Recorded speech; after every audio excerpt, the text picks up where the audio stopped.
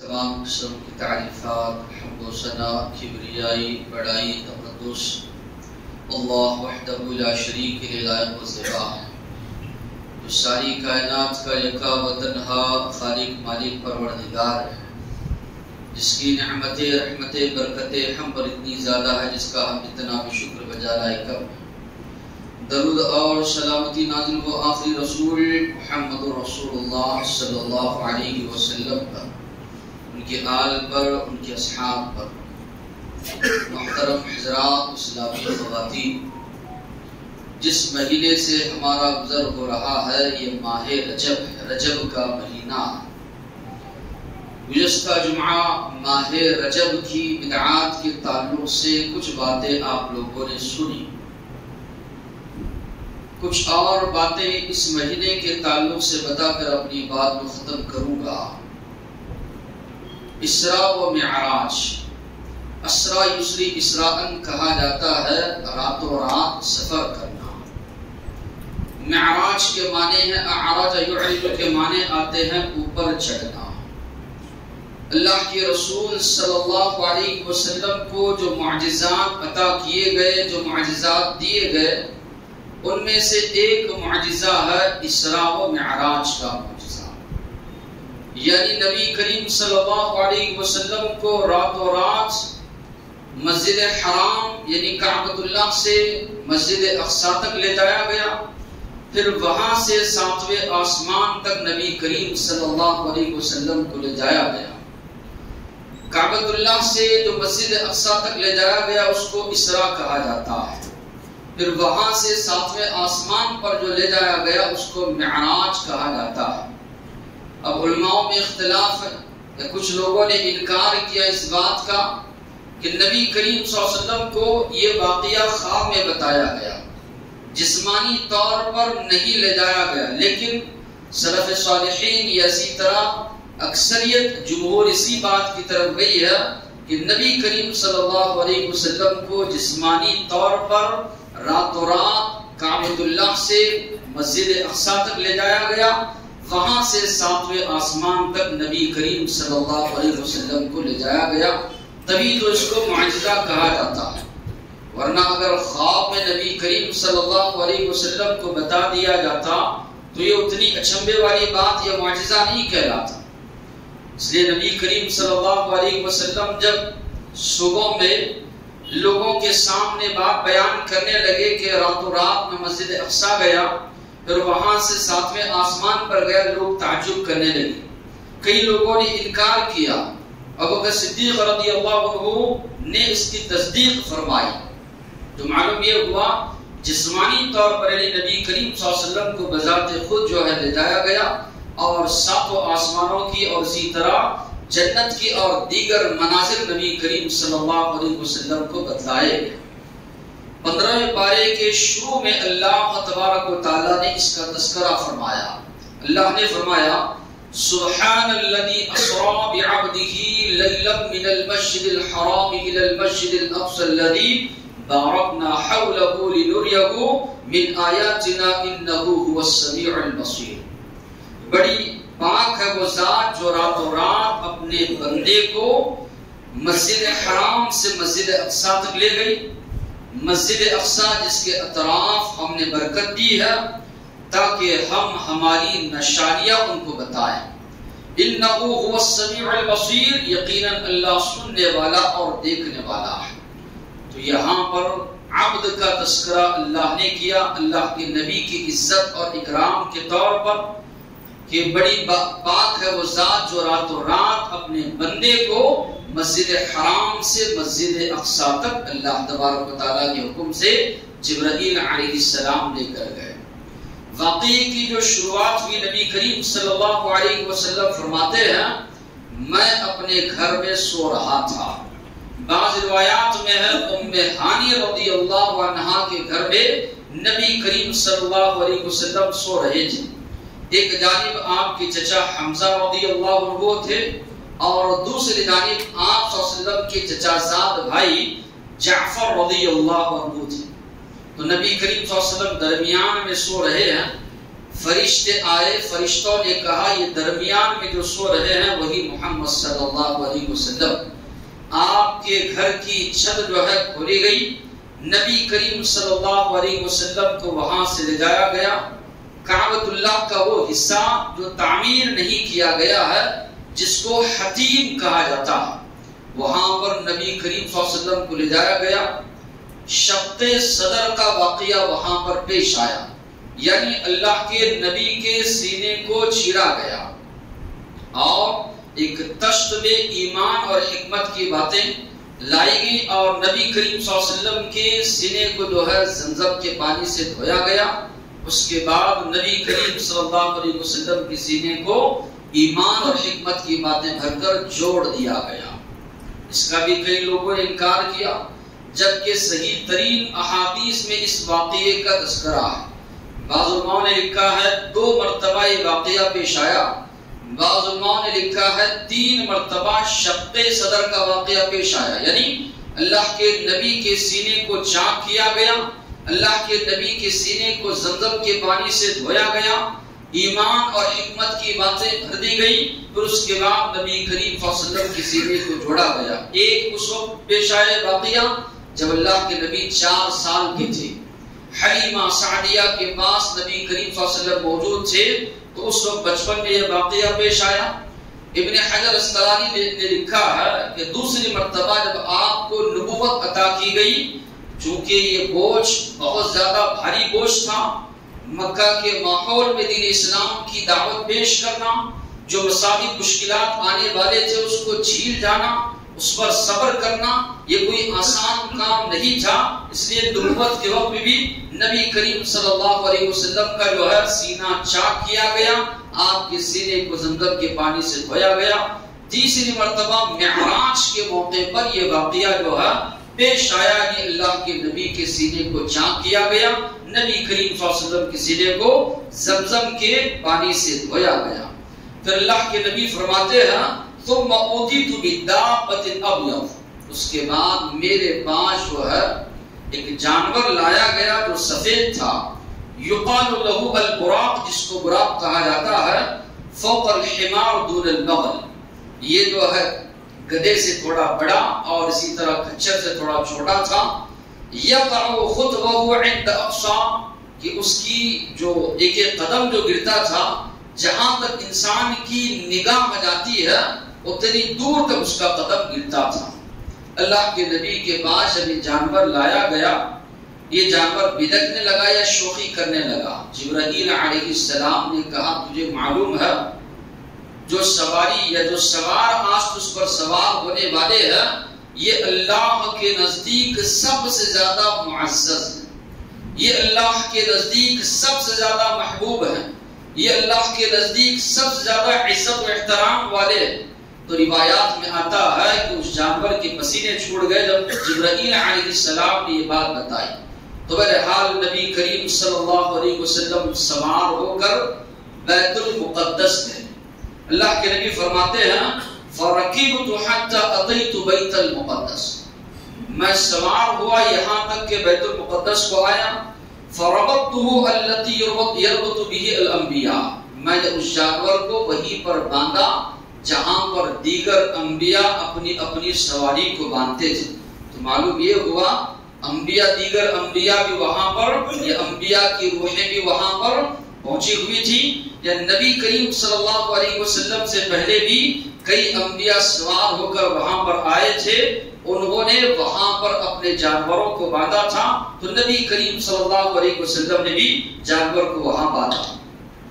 پھر آپ صلی اللہ علیہ وسلم فرماتے ہیں ثم دخلت المسجد، میں مسجد اقصی میں داخل ہوا اور میں نے جو ہے انبیاء اکرام کی امامت کی نماز میں نے پڑھائی۔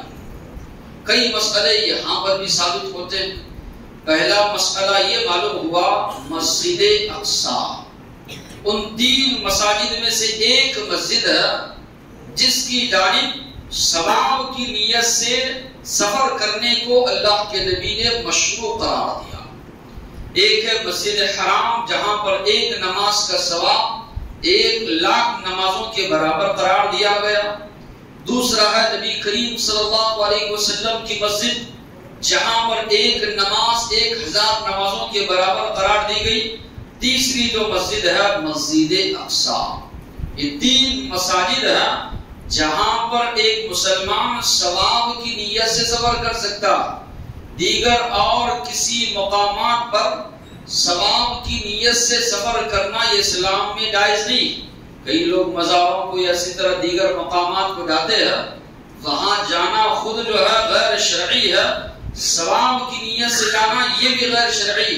3 ہی مساجد ہیں، 3 جگہیں ہیں جہاں پر نبی کریم صلی اللہ علیہ وسلم نے ثواب کی نیت سے جانے کا حکم دیا ہے، وہ ہے مسجد حرام، دوسری جو ہے مسجد اقصی، تیسری جو ہے نبی کریم صلی اللہ علیہ وسلم کی مسجد۔ اللہ نے فرمایا الذی بارکنا حولہ، اس کے اطراف کا جو علاقہ ہے اللہ نے فرمایا ہم نے اس کو بابرکت بنایا۔ واقعی میں یہ بابرکت سرزمین ہے، کئی انبیاء کی سرزمین ہے، کئی انبیاء اس سرزمین پر مبعوث کیے گئے، اس لیے اللہ نے اس کو بابرکت قرار دیا۔ پھر ساتھ ہی ساتھ میں یہ مسلمانوں کا یعنی ہمارا بھی قبلہ اول ہے، پہلا قبلہ۔ جب نبی کریم صلی اللہ علیہ وسلم اور صحابہ کرام مدینہ المنورہ کو تشریف لائے تو قریباً 16 مہینے تک اللہ کے نبی اور صحابہ کرام مسجد اقصی ہی کی جانب رک کر کے نماز پڑھتے رہے۔ اللہ کے نبی کی یہ خواہش تھی کہ قبلہ دوبارہ کعبۃ اللہ کو بنایا جائے۔ بار بار نبی کریم صلی اللہ علیہ وسلم کی نگاہیں آسمان کی طرف اٹھتی ہوئی تھی۔ اللہ تبارک و تعالیٰ نے نبی کی تمنا کو پورا کیا اور اللہ تبارک و تعالیٰ نے دوبارہ جو ہے کعبۃ اللہ کو قبلہ قرار دیا۔ تو یہ مسلمانوں کا قبلہ اول بھی ہے، لیکن افسوس کی بات یہ ہے آج یہ مسلمانوں کے ہاتھوں میں نہیں ہے، یہودیوں کے ہاتھوں میں یہ ہے۔ مسلمان چاہ کر بھی نماز وہاں پر پڑھنا چاہیں یا عبادت کرنا چاہیں تو وہاں پر پابندی لگی ہوئی۔ تاریخ کے اوپر جن لوگوں کی گہری نظر ہے وہ لوگ کہتے ہیں جس کے ہاتھ میں جب بھی یہ مسجد اقصی رہی ہے وہ دنیا پر غالب رہے ہے، دنیا پر جو ہے ان کا سکہ غالب رہا ہے۔ عمر فاروق رضی اللہ عنہ کے زمانے میں ہمارے ہاتھ میں تھی، مسلمان غالب تھے۔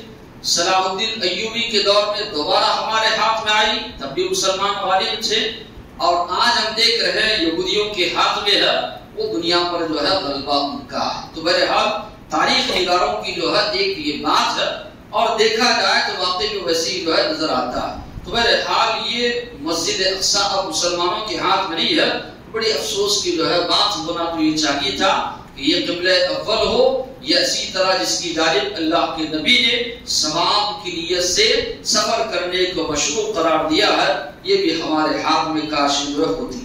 پھر ساتھ ہی ساتھ میں اللہ کے نبی آگے بڑھے، انبیاء کرام کے اللہ کے نبی نے امامت فرمائی، اس لیے آپ کو امام الانبیاء بھی کہا جاتا ہے۔ نبی کریم صلی اللہ علیہ وسلم کا آگے بڑھنا، آپ کا امامت کرنا، اس بات کا بین ثبوت ہے سارے انبیاء میں سب سے زیادہ مقام و مرتبہ فضیلت آخری نبی محمد رسول اللہ صلی اللہ علیہ وسلم کو اللہ نے عطا کی، ورنہ دیگر انبیاء بھی وہاں پر ان کی روحیں موجود تھی، لیکن جبرائیل علیہ السلام نے آخری نبی محمد صلی اللہ علیہ وسلم کو آگے بڑھایا۔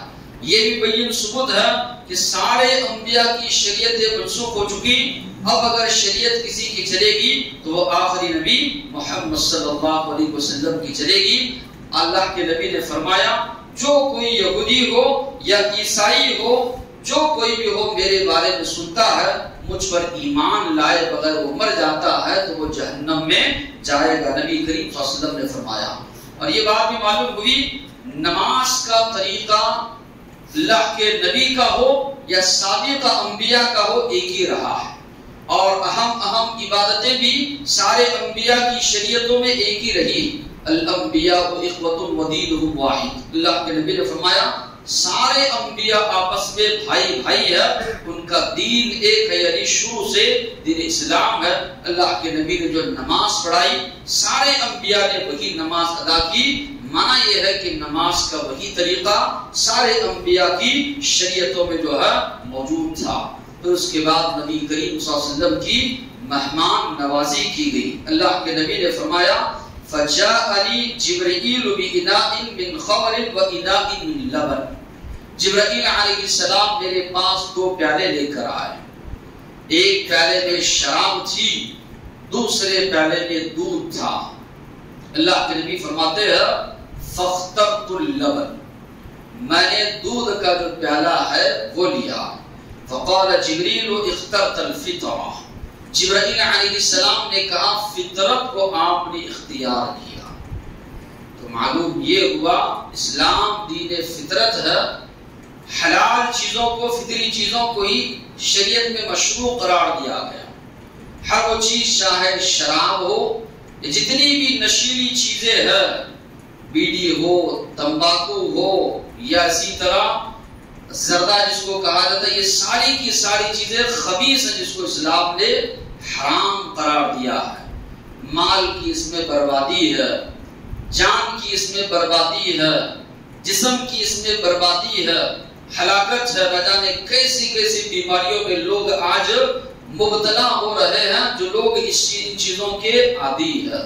تو یہ شریعت کے بھی خلاف ہے. یہ چیز سختی کے ساتھ اس سے منع کیا گیا.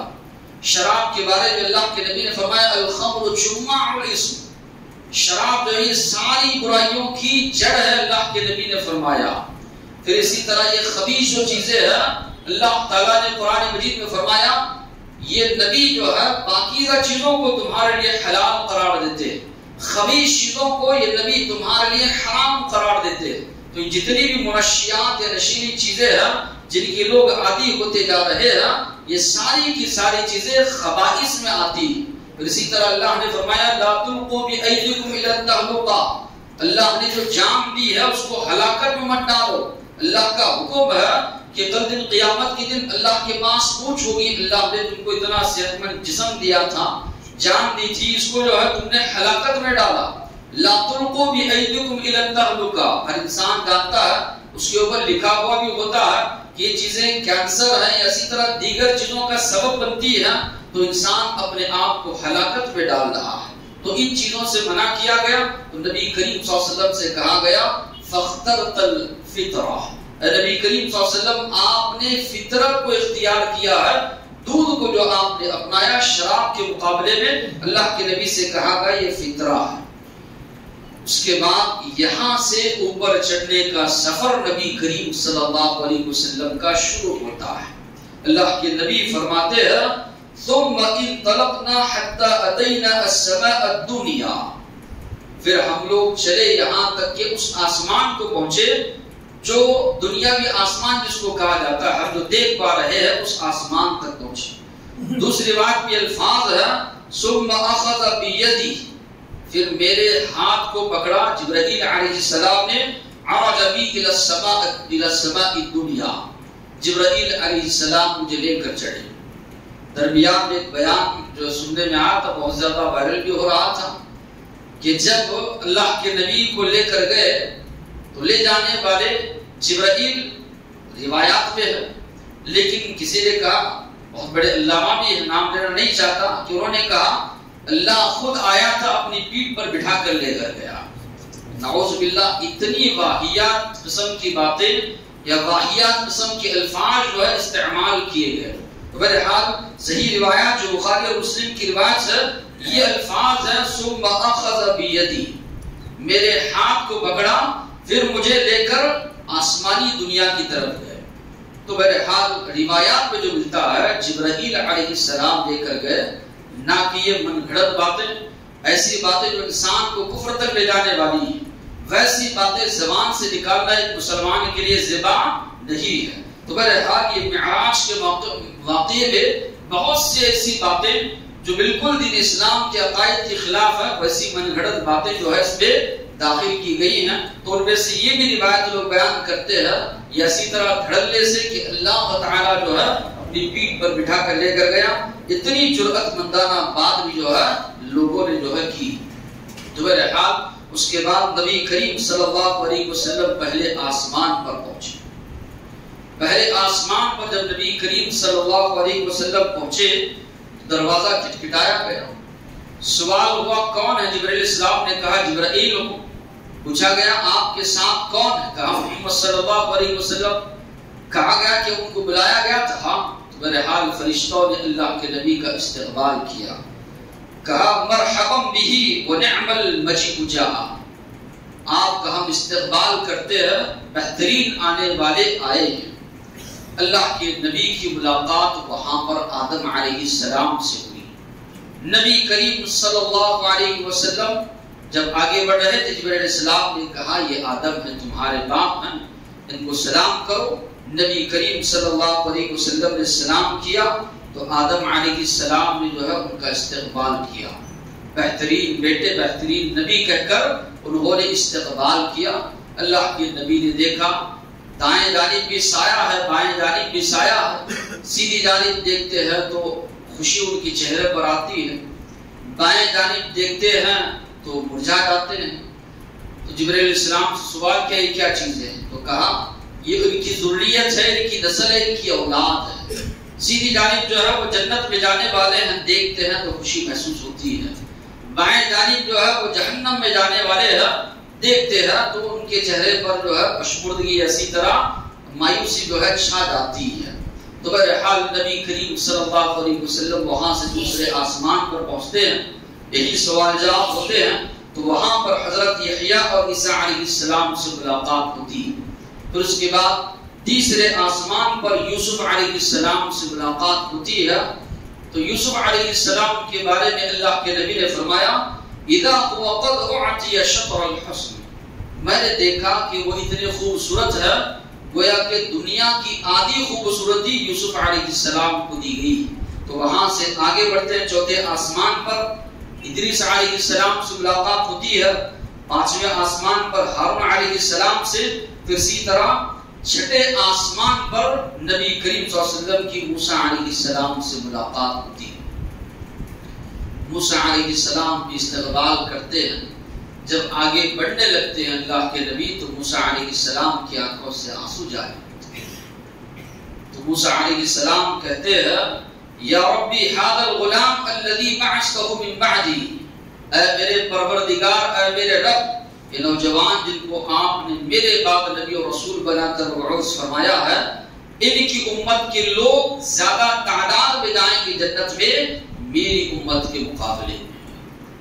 یا موسیٰ علیہ السلام کو رونا آ گیا، چونکہ ان کی امت تھی جب تلک موسیٰ علیہ السلام سے تب تلک بھی موسیٰ علیہ السلام کو پریشان کرنے والا بنی اسرائیل یہودی جن کو کہا جاتا ہے۔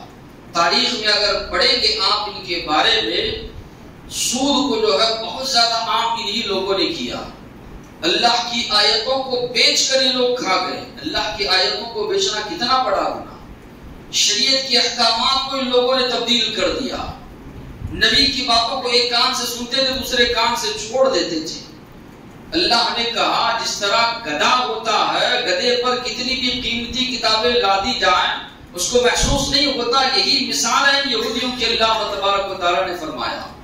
بہت زیادہ انبیاء کو پریشان ان لوگوں نے کیا، بہت سے انبیاء ان کے درمیان مبعوث کیے گئے، انبیاء اکرام کو قتل تک ان لوگوں نے کیا۔ اتنی بڑی جرأت مندانہ جو ہے گناہ جو ہے ان لوگوں نے انجام دیے۔ اس لیے اللہ نے کہا ہر نماز میں دعا مانگو غیر المغضوب علیہم ولا الضالین، اے اللہ ان لوگوں کے راستے سے بچا جو گمراہ ہوئے، جن پر تیرا غضب نازل ہوا۔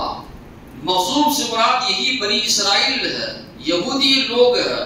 تو موسیٰ علیہ السلام رونے لگے کہ اس قوم میری قوم کے مقابلے میں آخری نبی محمد صلی اللہ علیہ وسلم کی قوم کے لوگ زیادہ جنت میں جائیں گے۔ تو مسلمانوں کو بھی چاہیے جس روش کی وجہ سے، جس راستے کی وجہ سے اللہ کی لعنت ان پر نازل ہوئی، اللہ کا غضب ان پر نازل ہوا، ان چیزوں سے بچیں۔ لیکن آج اگر ہم دیکھیں گے 10 ایسی برائیوں کا تذکرہ اللہ نے قرآن مجید میں یہودیوں کا کیا ہے، آج مسلمان برابر ان چیزوں میں ملوث، یہودیوں کے نقش و قدم پر آج مسلمان چل رہے ہیں۔ اس لیے اللہ کے نبی نے فرمایا میری امت جس طرح یہودی 72 فرقوں میں بڑھ گئے 73 فرقوں میں بڑھ جائے گی، حذو النعل بالنعل، جس طرح ایک چپل دوسرے چپل کے برابر ہوتا ہے اس طرح ان کے نقش و قدم پر چلیں گے یہ لوگ۔ ان کی پیروی کریں گے، ان کی اتباع کریں گے۔ اس لیے علامہ اقبال نے کہا وضع میں تم ہو نصارا تو تمدن میں حدود، یہ مسلمان ہیں جنہیں دیکھ کے شرمائے یہود۔ تو موسیٰ علیہ السلام رونے لگے، میری قوم ایسی تھی، میری قوم کے مقابلے میں میرے بعد جو نبی آئے ان کی قوم زیادہ تعداد میں جو ہے جنت میں جائے گی۔ آج ان کے اندر اللہ نے جن جن برائیوں کا تذکرہ کیا، رشوت خوری مسلمانوں میں ہے، سود خوری یہ بھی مسلمانوں میں جو چیز جو ہے آ چکی ہے، تعویذ گنڈے بہت زیادہ یہ چیز بھی مسلمانوں میں آ چکی ہے، دنیا سے محبت آخرت سے نفرت یہ بھی چیز ان کے اندر آ چکی ہے، اللہ کی آیات کو بیچ ڈالنا یعنی شرعی احکامات کو بسے پوچھ ڈال دینا یہ چیز بھی مسلمانوں میں آ چکی ہے، سنی ہم سنی کرتے تھے، سنتے تھے عمل نہیں کرتے تھے، یہ چیز بھی مسلمانوں کے اندر آج آ چکی ہے۔ تو بہرحال دیکھا جائے تو ان کی جو برائیاں قرآن میں بیان کی گئی اس لیے بیان کی گئی کہ مسلمان اس سے بچیں۔ اللہ کے نبی جو فرما رہے ہیں، اللہ کے نبی کے آپ آگے بڑھنے کے بعد موسیٰ علیہ السلام نے کہا کہ آپ کی قوم، آپ کی امت موسیٰ علیہ السلام کی قوم کے مقابلے میں زیادہ تعداد میں جنت میں جائے گی، تو ضروری ہے کہ مسلمان ان کے نقش و قدم پر جو ہے نہ چلے۔ پھر اس کے بعد نبی کریم صلی اللہ علیہ وسلم کی دوبارہ وہاں پر مہمان نوازی کی گئی، تو نبی کریم صلی اللہ علیہ وسلم نے وہاں پر بھی جو ہے دوبارہ جو ہے دودھ ہی کو نبی کریم صلی اللہ علیہ وسلم نے اختیار کیا۔ پھر نبی کریم صلی اللہ علیہ وسلم کو سدرۃ المنتہا، اللہ کے نبی نے فرمایا یہ وہ جگہ ہے، آسمان سے جتنی چیزیں آتی ہیں یہیں پر رک جاتی ہیں، یا زمین سے جتنی چیزیں جاتی ہیں وہیں پر رک جاتی ہیں۔ اس کو سدرۃ المنتہا کہا جاتا ہے، ایک درخت ہے، بڑا اس کا خوشنما منظر ہے، وہ منظر ناقابل بیان ہے۔ میں نے اس درخت کو دیکھا، اس کے پتے بڑے بڑے تھے اور اس کے پھل بھی اللہ کے نبی نے فرمایا بڑے بڑے تھے۔ تو بہرحال اس کے آگے کا جو واقعہ ہے یا کئی چیزیں اللہ کے نبی کو بتائی گئی، آگے انشاءاللہ آئندہ جمعہ آپ لوگوں کے سامنے آئیں گی۔ بڑی اہم باتیں ہیں اس تعلق سے بھی، کچھ یا ایک دو بات بتا کر اپنی بات کو ختم کروں گا۔ آج جو چیز ہے یا آج وہ تاریخ ہے 25 رجب ہے، کل 26 رجب ہے۔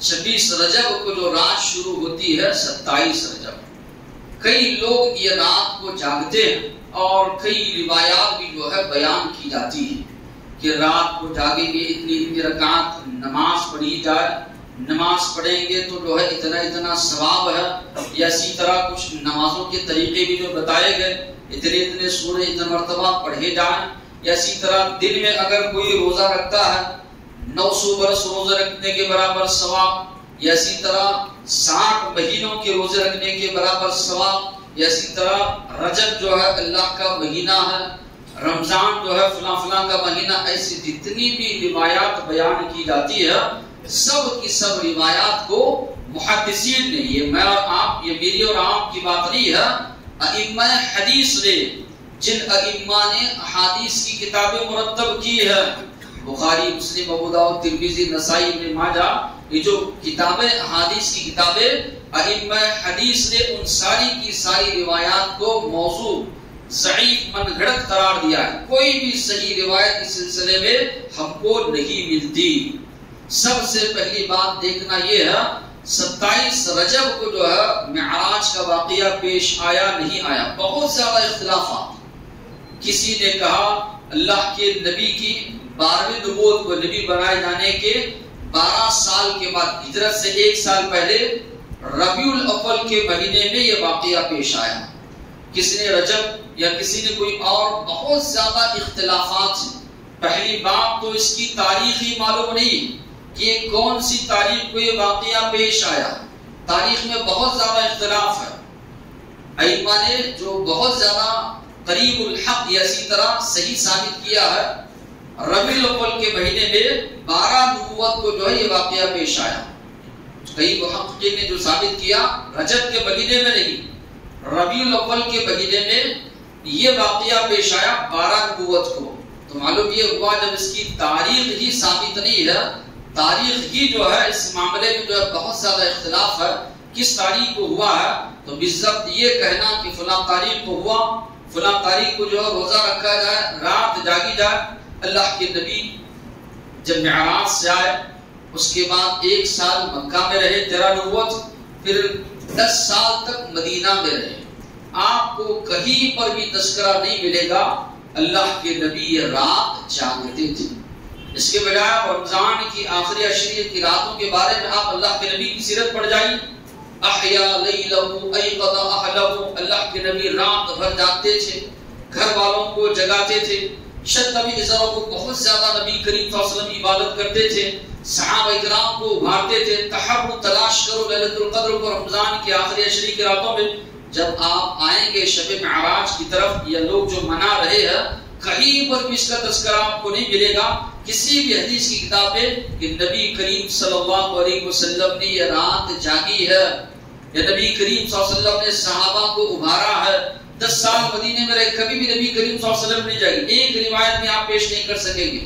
اللہ کے نبی کے بعد صحابہ کرام کا دور آیا، ابوبکر صدیق رضی اللہ عنہ ہو، یا اسی طرح عمر فاروق رضی اللہ عنہ ہو، یا اسی طرح ائمہ کی سیرت آپ لوگ دیکھ لیجئے، کہیں بھی تذکرہ آپ کو نہیں ملے گا کہ لوگ شب معراج جاگتے تھے، دن میں روزہ رکھتے تھے، کہیں بھی تذکرہ نہیں ملتا۔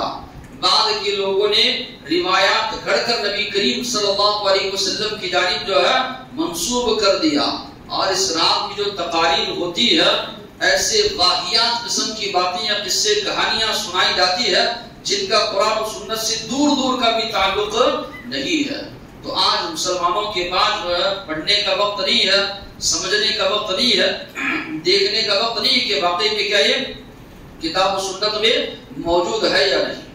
تو یقین مانیے یہ چیز موجود نہیں ہے، بعد میں لوگوں نے جو ہے اس کو ایجاد کیا ہے اور نبی کریم صلی اللہ علیہ وسلم کی جانب جو ہے گھڑ کر منسوب کیا ہے۔ اور یہ اخبارات والے بھی جو ہے چھاپ دیتے ہیں، اس کے بجائے جو مضامین ہوتے ہیں تحقیقی مضامین چھاپنے کے لیے کہا گیا تو کاروبار ہے، لوگ چھاپتے نہیں ہیں۔